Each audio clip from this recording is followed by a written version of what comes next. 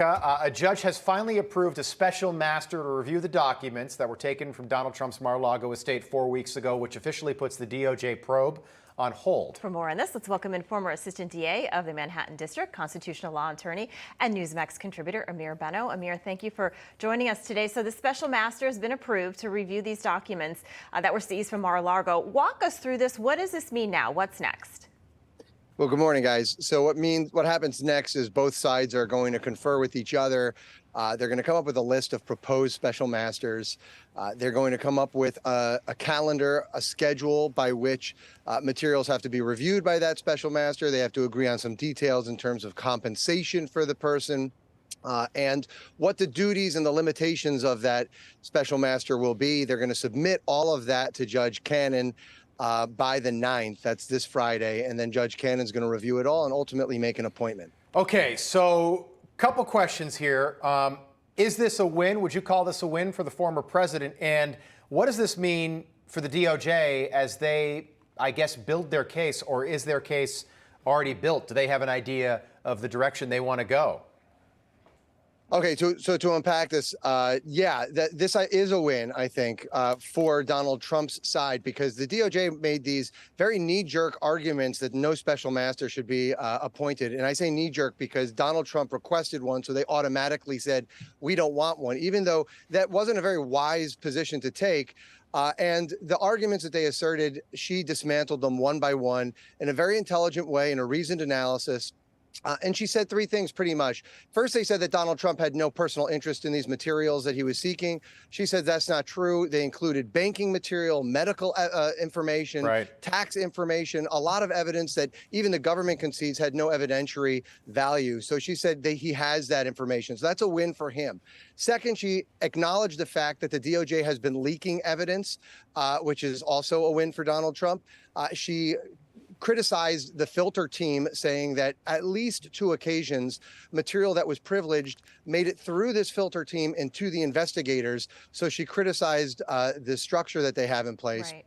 And she also said that the risk of getting indicted with material that the DOJ had no right to see is a stigma that's out of this world, essentially. And so all of those are wins for Donald Trump. And then the most important win is she recognized the fact that appointing a special master would allow for there to be more trust in the institutions of our justice system. Right.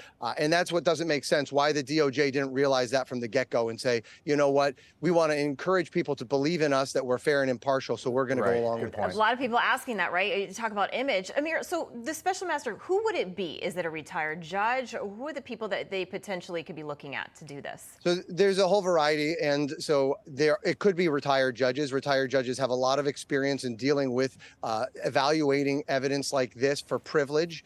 It could be law professors, people who are really skilled on the law in this area, both with executive privilege and attorney-client privilege. My guess is it's going to draw from those 2 categories, somebody who fits one or both of those categories. Yeah, it was interesting. The Wall Street Journal with an article over the weekend about the court releasing the details of everything that was seized 4 weeks ago at Mar-a-Lago. We had that photo last week. We didn't know this detail, but apparently 43, according to the Wall Street Journal, of those folders that were marked either as classified or top secret. And we remember that photo that we were showing you last week that the FBI and the DOJ put out to the public. So 43 of these folders were empty. So this whole thing was staged, and half the folders that they showed us were totally empty. Ameer, if Donald Trump is indicted, would that happen sooner rather than later, or are we looking at an indictment coming, the Friday before the midterms, Friday, November the 4th, something like that? That would be very unlikely, Rob, because the DOJ's own procedures, they don't, within 90 days of the election, they're not going to indict certainly something that would grab this much attention within 90 days of the midterm. So we would see an indictment, if at all, after the midterm elections, I think. And if we do see an indictment, even though he's not a sitting president, Ameer, because he's just a private citizen now, a former president. Yeah, I mean, but it's so politically charged, right, that in this sort of situation, they wouldn't. He doesn't have to be a candidate right now. I think that they would wait until after the midterms. We will see. All right, Ameer Benno, thank you so much. Appreciate it. Thanks. Hey guys, it's Rob Carson. September is historically the worst performing month for the stock market, so you better be ready for it. The Fed continues to aggressively raise rates, and JP Morgan is forecasting another mega rate hike September the 21st. Is that why Jamie Dimon said an economic hurricane is coming our way? Well, gold and silver have remained remarkably stable despite the Fed aggressively raising rates today. The Patriot Gold Group has a special incentive for Newsmax viewers. Huge!